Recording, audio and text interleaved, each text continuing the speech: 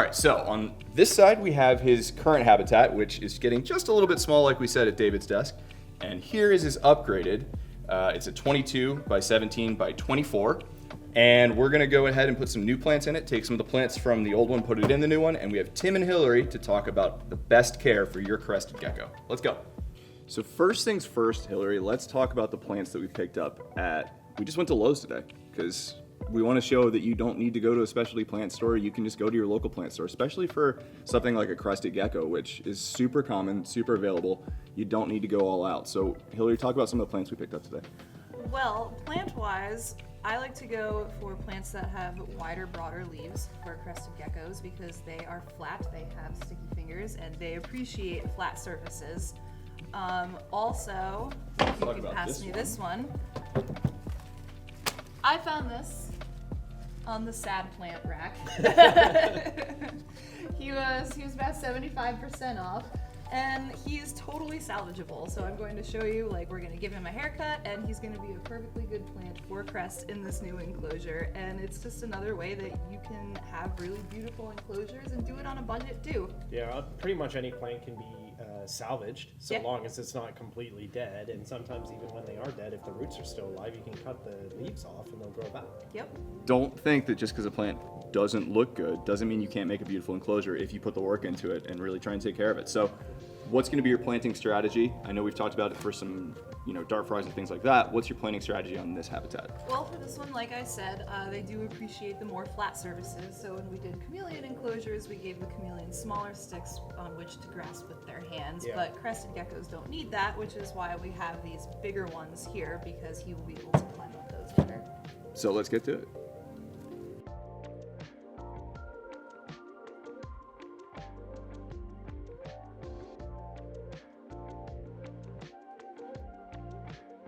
So Tim, give me some, the 5 parameters for crested geckos. What are we looking for? How are we gonna have this set up? Yes, okay, so let's start with parameter number 1, photo period.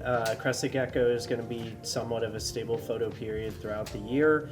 11 to 13 hours a day is a good number to run with for daylight. Okay. UV. Now when we say photo period, let's just simplify that into, you want your light, your daylight light, which is, we use the LEDs.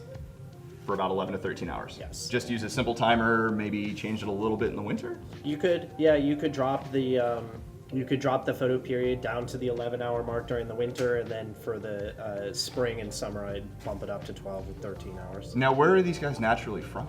These guys come from New Caledonia, which is an island off the coast of Australia. Okay.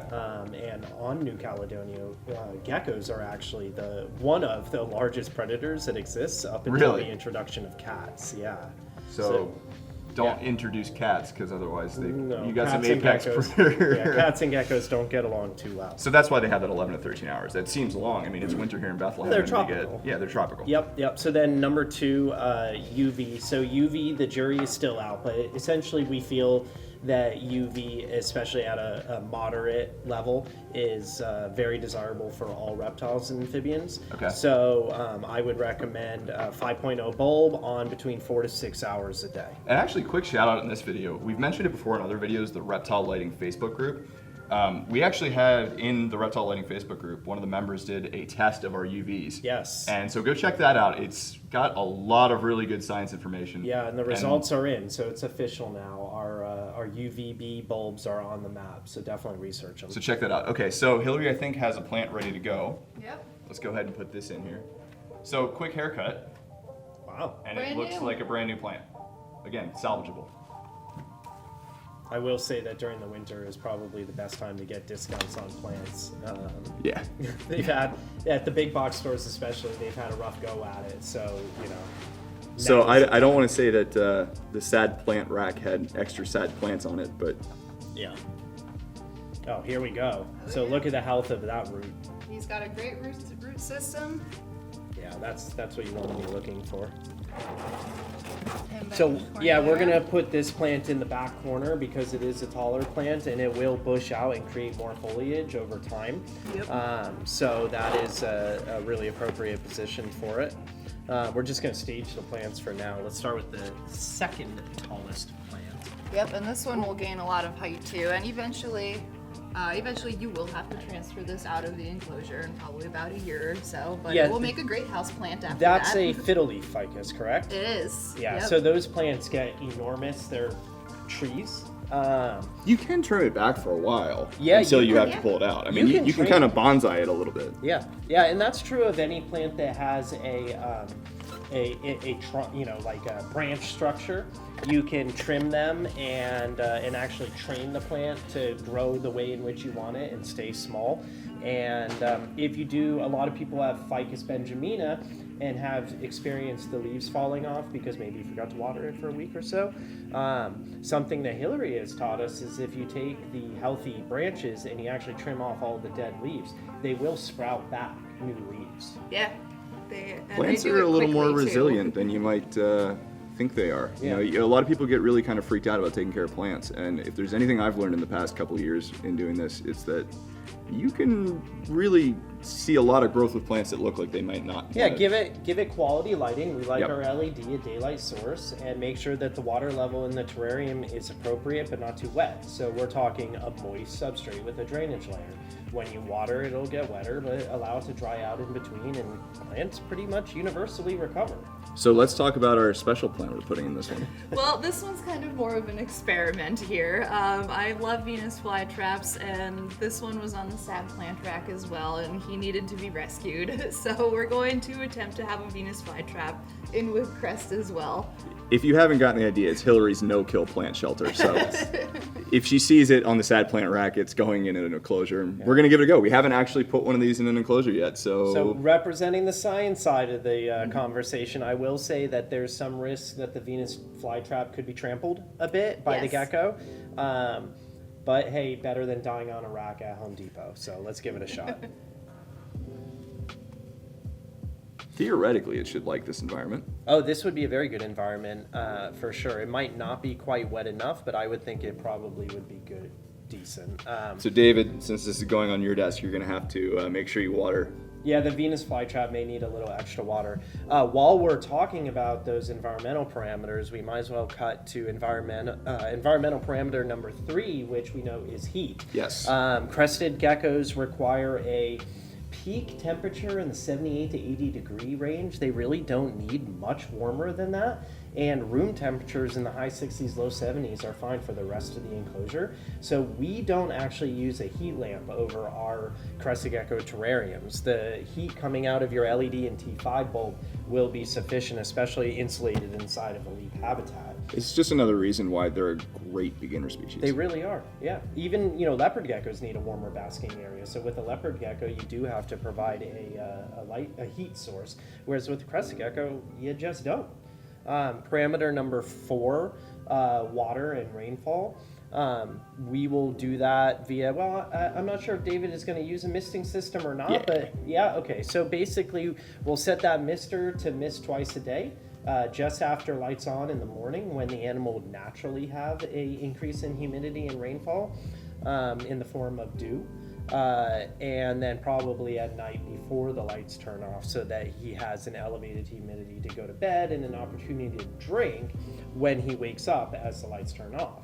Parameter number 5, humidity, will be provided by a fogger, and I think we can pretty much maintain 60 to 70% humidity throughout the day and the night. So we'll set the fogger on an interval that accomplishes that. So we don't need the extra controller and stuff to make sure that there's the big dip at night, or Nope. the big rise at night and the dip during the day. Right. They're pretty cool having just a pretty stable, humid environment. Correct, because they come from just a proper forest area. They do have a consistent humidity day and night. When we talk about the day and night changes, that's specifically relating to a chameleon, which might live on a mountain. So they have like this cloud cover that comes in and raises the humidity and it gets trapped at night, or a desert species. But to simplify again, it's a great beginner species because you don't really have to modulate all this stuff like you do with some of the more difficult species to keep. Consistency is going to be good with this one. Day and night temp, day and night humidity are going to be pretty much the same. Mist it twice a day. Use a high quality light for your plants and UV 5.0. And you don't need a huge enclosure. So for those of you that are thinking about maybe doing what David did and having a desk terrarium, Yeah. make your cubicle look a little bit better. Yeah, and I would recommend an enclosure this size, 22 by 17 by 24 tall. This was appropriate for Crest when he was a baby gecko, but he's all grows up these days, so let's move him into his forever home. Well, it is Crested Gecko Month. Good point. All right, Hilly, keep going. Let's see what we got. All right, I mean, at this point, I think we're gonna be ready to start removing some of the things from Crest's original house, which has grown in very nicely, by the way.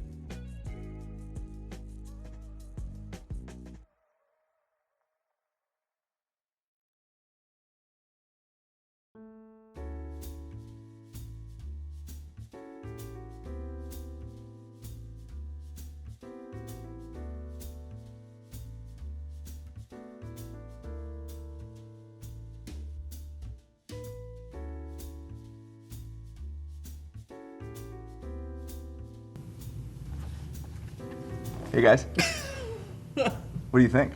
What do you think? I think it looks amazing from back here where I can see the back of it. Yeah, this looks really good. This is a huge improvement over his old terrarium, just in terms of size, and I can tell that this one had Hillary's touch because it's quite a beautiful terrarium. So we're gonna go set it up at David's desk. We're gonna show you what it looks like set up at David's desk.